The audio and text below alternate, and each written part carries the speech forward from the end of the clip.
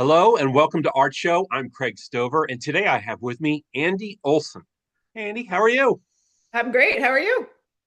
Doing just wonderful. So I wanted to start out showing some of your pictures, and in particular, I wanted to start with this one because it really caught my eye. And what I was thrilled to see in this piece was the amount of saturation that you were doing in this particular picture, right? So your blues are really deep, and so are Mm. those reds and those purples and whatnot. And this is done, and forgive me if I'm incorrect, these are mostly watercolor, but additions of other things. Right. So all of the washes and things that you see through there, it's all watercolor, but Mm-hmm. I do my detail work usually with like an acrylic pen. And Okay. sometimes I've started recently, and actually in this picture, I've started adding some metallic elements, paints, and actually like a Pearl X pigment, which is like a dust that you can kind of float over Oh, top. So nice. So when you do this initial layers with watercolors, are you just using them really thickly, or are you layering the color on top? Yeah, it's a good question. It really depends. All my work is so intuitive. So like I'll speak on this piece in particular. This one, like you mentioned, it's super saturated. So when I planned this out, I went for it with this one, like the blue and the red. That's watercolor, but I painted it. I mean, I went through a lot of watercolor because I'm painting it like almost like you would paint acrylic paint, you know? I Uh-huh. did like a really thick layer. Okay.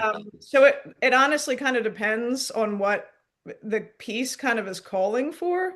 But Okay. anything like that saturated, yes, just painted thickly.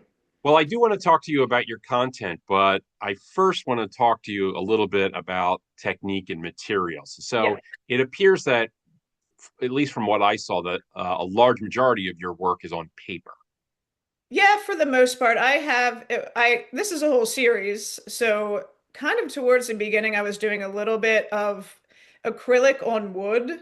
I have a Okay. few pieces like that, but it wasn't giving me enough of the like kind of like ethereal, like wispy quality. It looked too Okay. much like a poster painting to me. So that's why I've been sticking mostly with the paper so that I can still get the exact lines, but Okay. also have the freedom to like, you know, splash color around a little more. Are you picking papers specifically for pieces, or might you just have a large pile of papers that you're working through? Yeah, well, I did. Luckily, I do have a little stockpile, so I do work through that. But I mostly work square. I have done a couple that are Okay. a little bit more of a rectangle. Right. So even if I do have a large piece of paper, I cut it to size. I've basically kind of been like gradually getting larger and larger too. I've been kind of trying to push myself with that. So that's another thing. So now I Yeah, have a yeah. I was curious about size because most of these seem like a comfortable size. Right. And is it, uh, have you worked larger in the past and you've gotten smaller, or are you just continually getting larger? In the way past, like back, Yeah. college years, I worked really large. Honestly, a big part of it is because there's so much detail in these. These are very time consuming. So I do want to challenge myself to do like, I don't know, 4 by 4 foot or something. Okay. Just for reference, these all are kind of like 30 by 30 inches and under, but I do want to do larger. It might take like a year though. So it's like, Yeah, right. I'm like, I don't, but I do plan on doing that in the Yeah, I would future. love to see Yeah. these, even if you use multiple pieces as a large piece, just to see what you would do with the shapes and the marks. Do you Yeah. one last weird technical thing? Do you do anything to prepare the papers? Do you do additional sizing, or do you seal them at all at the end, or is it just Yeah. So I don't prep the paper, honestly. I do use like a really smooth, finished paper so my lines can be really crisp. hmm But yeah, I do always spray. Like Okay. make a protectant spray at the end because these colors are so bright. I've had paintings in the past that I've noticed fade, not from this series, but from other ones that hmm I'm like, I need to spray these paintings. I don't want they take forever. So, like, That's absolutely true. So, you had mentioned early on about the process about planning out your works. Mhm. And I'm curious, say, on a piece like this, how much of this is planned ahead of time and how much of this is you're letting it change as it progresses? This is a great picture of that because I have a story for this one too. So Okay.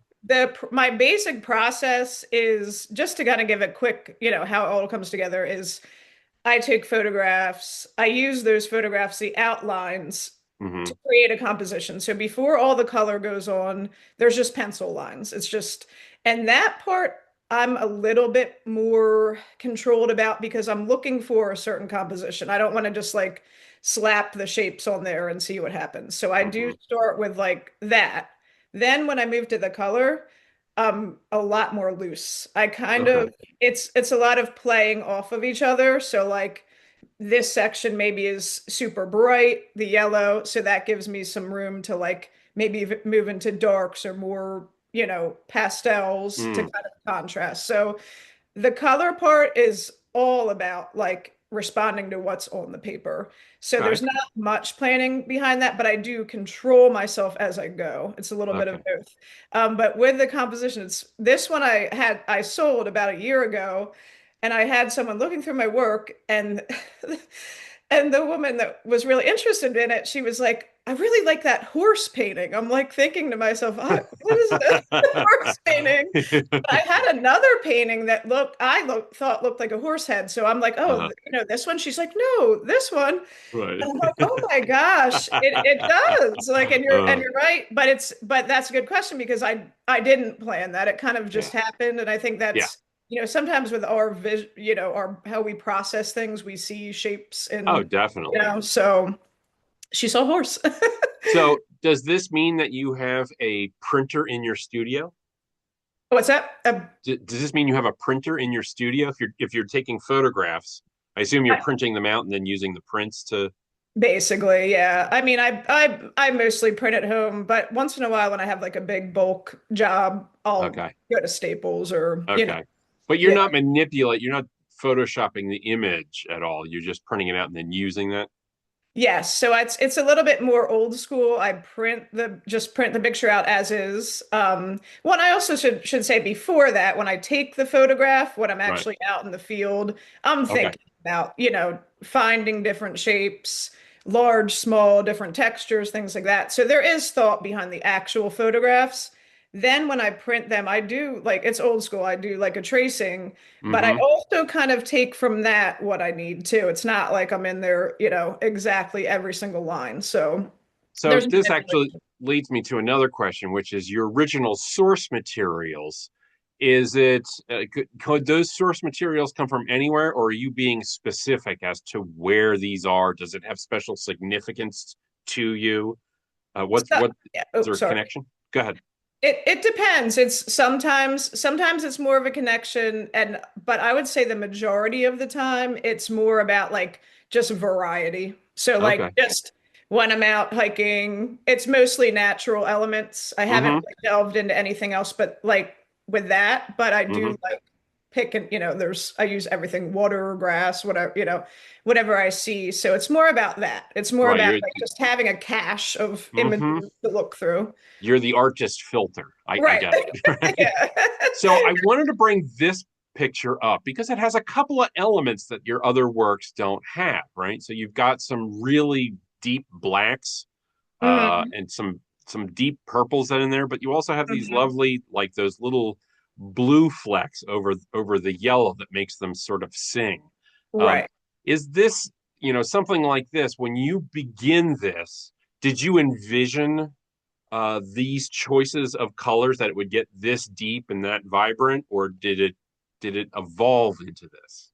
Um, so a little bit of both, and I should mention that I did say I only had used wood and paper, but this is on clayboard, just to Oh, point that out. okay. I forgot about, I did a couple Is it like the this. is it the hardness that you like? Yes, I Yeah. like it to the hard surface and also like no texture, so I Mm-hmm. can control the lines and everything. But that being said, with this one, I did have a general idea of that. I really wanted to. Because when I put the images on the paper before I add any color, it's very flat. It's Hmm. just a line, Yeah. pencil lines. So I really was kind of like wanting to push how deep can I make this seem, Hmm. coming from like just lines on the paper. So that was a conscious choice for this one. And actually, I usually avoid black. I think this is like probably the last, Yeah. I think it's a couple of years ago. That's And why I chose it. It was so yeah, it was an outlier, but it still had these fantastic. It was still your hand that I was seeing in all the marking. So I right, was like, which I okay, I had questions about it. And right, right. the other thing that really I like about this one that your other works don't do, oftentimes you trap the viewer in the picture, and this one just slides right off to the left there. And I Mm, just I found it interesting. How much are you concerned with, say, the geometry of the picture? Do you think about that at all, or does it just come natural to you? I do. I think that's kind of like when I lay out the lines, I do think a lot about that. Mhm. And honestly, when you said that with the trapping the viewer, that's actually usually my like what I'm trying to do. Right? So I mean, I'm kind of glad, but because I want them to the idea is for them to spend time. I want Yeah, them to feel like immersed. right. So, but I do really think about the composition in terms of like I don't want you to see all my paintings on the wall and be like, this is the same composition. I want it to Right. be like, very different each time. So, Yeah. yeah.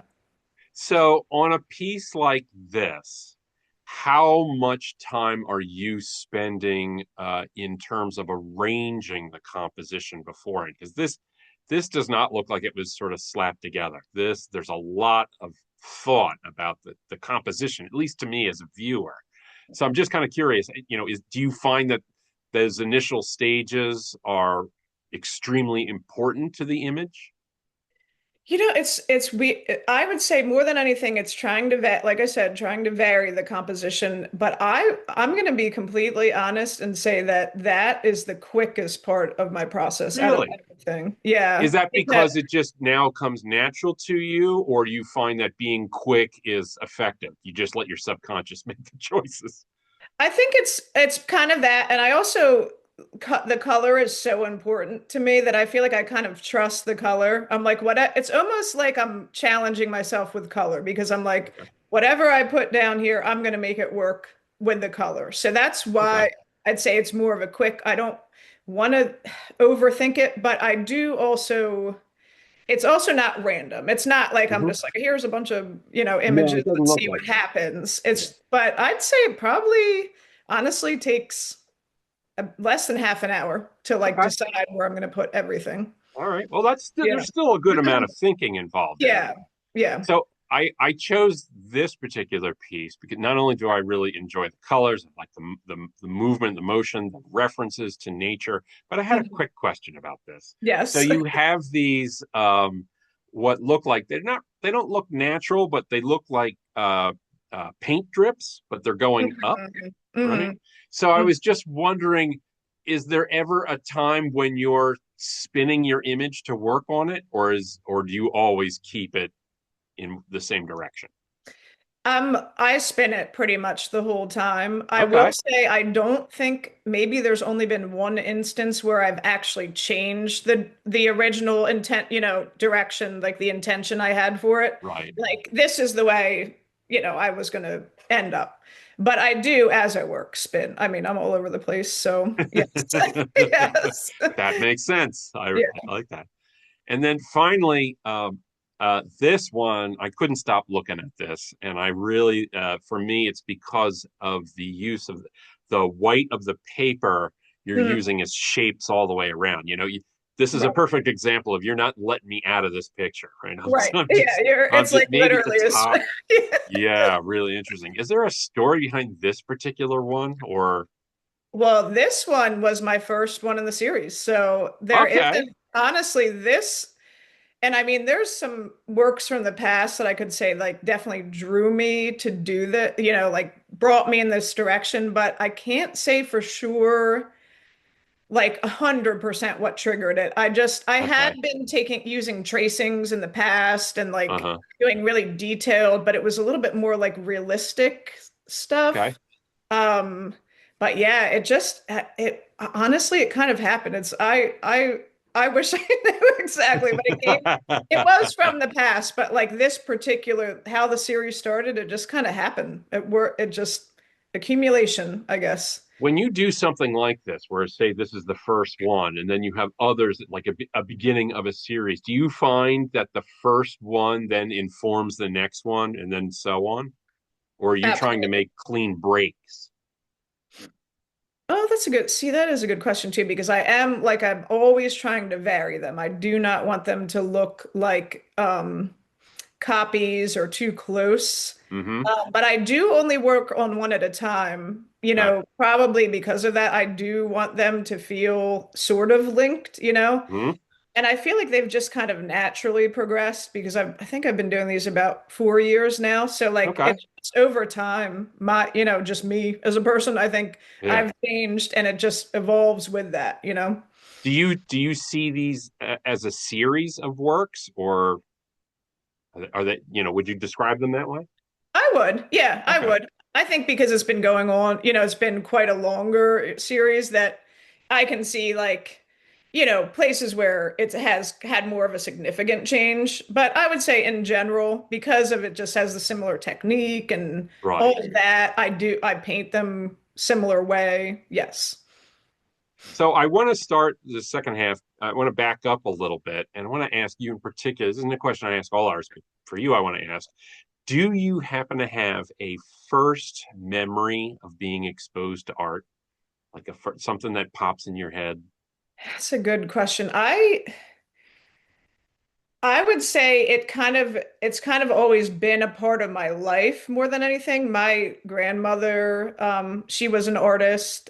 She owned a photo retouch studio and she, Okay. drew on her free time. So I was always drawn to it. Like she had her Okay. own studio and I'm like, I want to be in the studio with you. And she would let me spend time in there.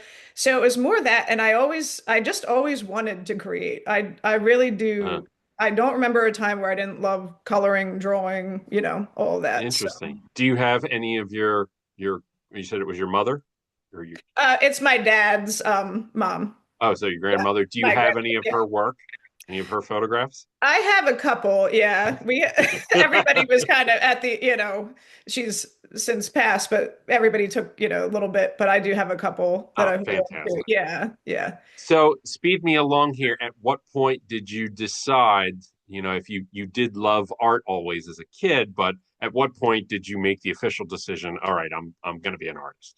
That's a good question. In my head, I think I always wanted to do it, but I guess I hate to say it because being an artist is practical if you do it right. But I felt like when I was graduating high school, I should do something a little bit more commercial. So Mm-hmm. I started off maybe like the first year or so.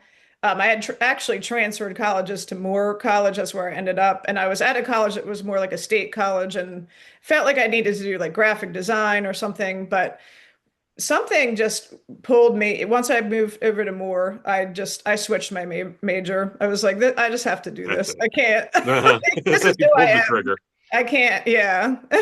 Was there anybody at either more or maybe afterwards that you felt was really sort of instrumental in guiding you, or even instrumental in teaching you certain processes that you fell in love with? I would say mostly during college. Afterwards, I was kind of a free agent for a while. Hmm. But I would say like some of my professors, like I had, actually, like Alice O was one I had that was like really I loved. She worked in shapes, layering, and that really influenced me. And then another one was Mo Brooker. He was one of my favorites. Ooh, now I can see the His use palette. of color, and we really like connected, and he helped Yeah, me a lot with my like language. yeah. I So can I can see that now. yeah, Okay, especially his marks. right, right. So you're in your studio. You're going to make something new. What inspires you to create something new? Do you have a go-to that works for you? I would say it's more of my like I would call it field work out in my Okay. hikes and So my so do you walk into the studio already knowing what you're going to do? I would say not the composition. That part I lay out in the studio, but I have all my images ready with Okay. my photographs. So, and I always keep, because they're tracings, I keep the ones from the past and they get, thrown back in there if I need them. And So you, it's the yeah, photographs and it's the nature that acts as the springboard for your creativity. exactly. All right, Exactly. that makes sense. So, uh, odd question: do you keep a sketchbook? Not not so much. I mean, I do little like sketches of Mm-hmm. compositions, and I also will like play with color, see how kind of like color is working with each other before I lay it down. Uh-huh. Not so much right now. I have in the past. I just these and I love it. I love that these paintings are time consuming because I love tedious things, but Uh-huh. I don't usually have the time to also be in the sketchbook. I Right. just kind of want to get to work, so I yeah. ask that question a lot, and most artists will tell me, the majority of them, that if they do keep a sketchbook, it's indecipherable. Like it's Right. mostly their It's yeah. like hand. Because I always ask, like, would you show the sketchbook? Most artists will say no, not No. so. You'd be like, what is going on in here? There's random Right. writings and, musings and things like that. And, that make no sense probably to other people. But yeah. So I love the content in your work, and that is the whole conversation there. And I'm sorry to get hung up on technicality, but for Oh, me, that often informs your intent and what the mm, pictures are trying to do.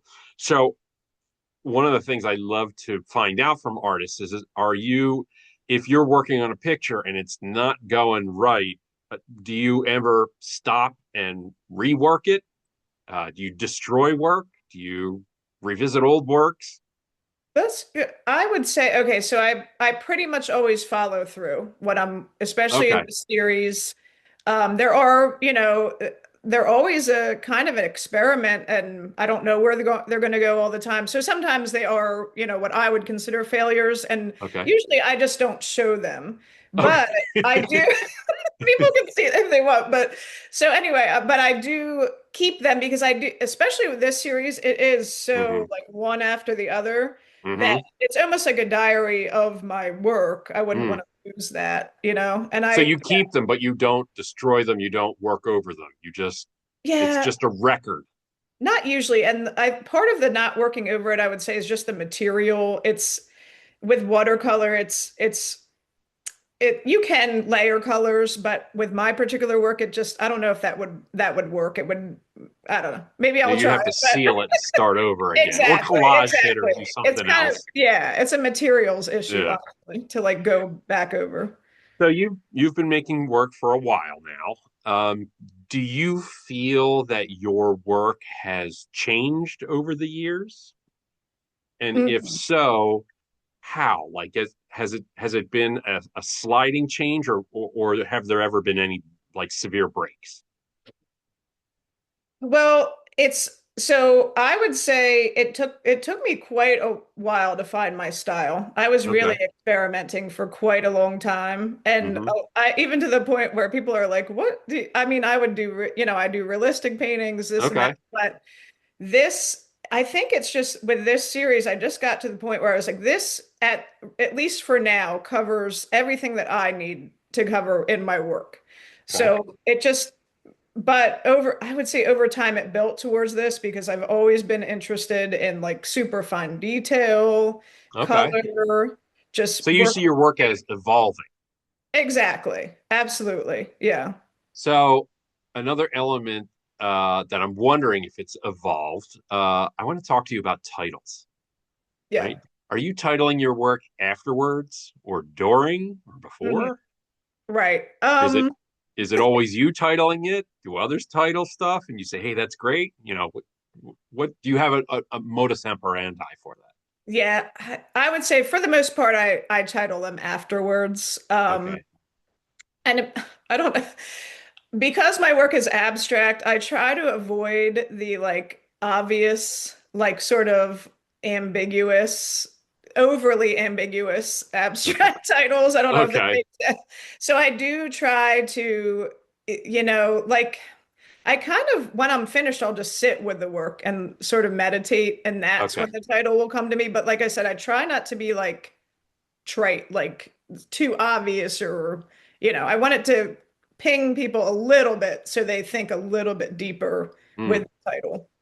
yeah, I'm always kind of wondering if titles are adding a second story to it or if it's just a Yeah. descriptive, because with the abstraction, you can do all that kind of stuff. Right. Exactly. Yeah. So when I first saw your work, as a painter myself, I see the layers that you're working in, Mhm. right? And to me, that's a very printmaking way of Mhm. thinking about how to create these images. Are Mhm. there mediums like that or other mediums that you haven't done that you're thinking like, oh, I should try that? Yeah, I mean, I love printmaking. I did a ton in college, and I actually have a little press myself, so Okay. I could get, that's something I think I'll get back into. And honestly, I think that's where some of my like interest in that fine detail and shape came from when I was in back in college when I was printing more. I made a series of these, like I called them blind prints. So I would Mm, carve a wood block with and press it with no color so that you would hmm just have like the imprint of the, of the print. Then hmm I would go back by hand and paint it in. So I think some of that, uh-huh. follows into this work.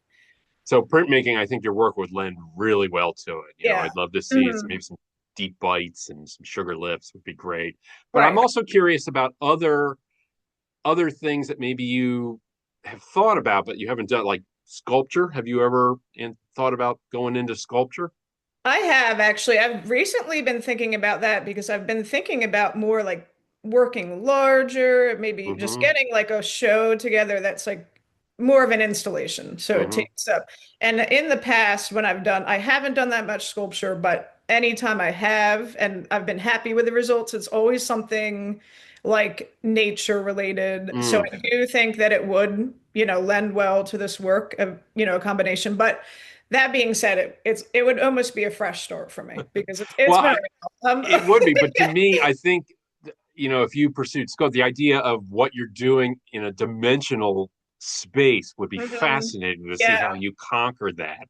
And then yeah. also the color, because I don't think you could do sculpture that's just one color. I think No, I'm just guessing I that wouldn't. color would have to be ingrained within it, just Yeah, based on what I've seen so far. So, yeah. um, Absolutely. I I gotta have it. all right, yeah, right. It's part of you now. Hmm. So unfortunately, this went by real quick. I've got time for just one more question. Okay. Question I ask every artist: what does making art do for you? It's a tough question. Well, I think for me it's kind of a way of like I'm very interested in being free and Hmm autonomy and owning your own humanity. And so I think it has a lot to do with that. Is just that and I everybody has their own way of doing it, but I think it's just my way of creating my space in the world and also having a chance to like do it my way. That's that's important to me. So, and that's and I teach a little bit and I tell my students that I'm like, when you create, like one of the beautiful things about that is you can make whatever you want. Like you can try anything. And that's we don't have that. And most of the rest of our lives, there's a lot of Right. rules and regulations and things like that. And it's fun. It's honestly fun. It's very, it's a great way to live, I think, honestly. Fantastic. I think My Way is the next title of your next show. Yeah. That works out fantastic. Well, Andie, I can't thank you enough for spending some time with me today to talk to me about your work. I really appreciate it. Fanning your work. I also want to thank everybody who tuned in to watch Art Show today. Your support means the world to us. And especially if you can like and subscribe to Art Show, it helps Art Show be seen by more people. So we really appreciate your support. And again, Andie, thank you very much. Thank you. I love talking with you today. Thanks for having it. Thank you. It was great. Take care, everyone. Bye.